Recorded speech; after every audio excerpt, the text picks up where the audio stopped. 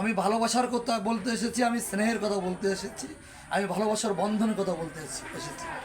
ভালোবাসা পেয়েছি বলেই এতটা আগাতে পেরেছি স্টেশন লাইব্রেরি নড়াইল। তারই ধারাবাহিকতা দেখছেন এই যে আমার এক শ্রদ্ধেয় বড় ভাই, অনেক বড় ব্যাংক কর্মকর্তা, আমার এক এলাকায় বাড়ি, এক স্কুলে পড়াশুনো। আমি বড় ভাইয়ের অনেক ছোট ভাই, অনেক ছোট। তিনি বই পাঠিয়েছে কবি বিজয় সরকারের জীবন ও সঙ্গীত সমগ্র। এটা দুর্লভ বই, বইটা আসলে পাওয়া যায় না।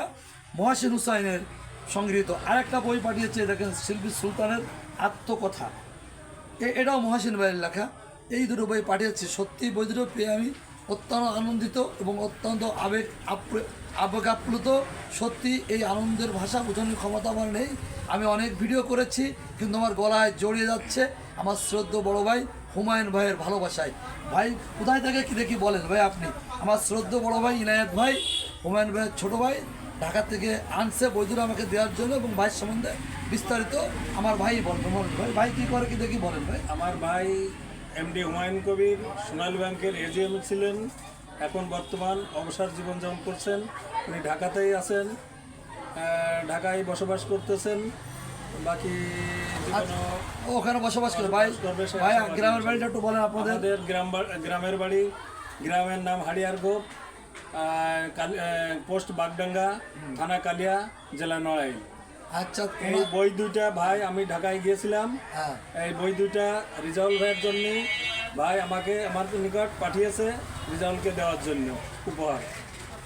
ধন্যবাদ আমার প্রিয় শ্রদ্ধেয় ইনায়েত ভাইকে। আসলে আমার দোকানে দেখেন প্রচুর বই, ক্যামেরা আপনারা দেখেন, আমি বই ব্যবসায়ী করি, আমি নড়াইল জেলা পুস্তক সমিতির সেক্রেটারি। কিন্তু এই দুটো বইয়ের মূল্য আমার কাছে কোটি টাকার উপরে, কারণ এটা উপহার পাঠাচ্ছে বড় ভাই।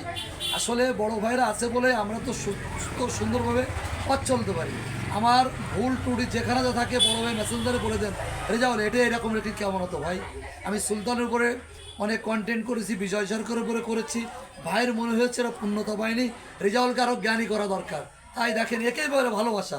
ভাই অনেক কষ্ট করে বইগুলো ম্যানেজ করে, যেমন দানবীর ফাজল আহমেদের উপর আমি কন্টেন্ট করেছি, আর উনি তার উপর আমাকে একটা বই দিয়েছে, সে বইটাও এখন আমার কাছে নাই, থাকলে আমি এখনই দেখাতাম। তা আসলে ভাইয়ের দীর্ঘায়ু সুস্বাস্থ্য কামনা করছি। এইরকম আলোকিত সামাজিক মানুষগুলো যুগ যুগ ধরে দাও, বেঁচে দাও, সমাজকে আলোকিত করুক। আর এই সামাজিক লোকগুলো সমাজকে আলোকিত করে বলে আজকে আমরা সুন্দর, আমরা এদের ভালোবাসায় ধন্য।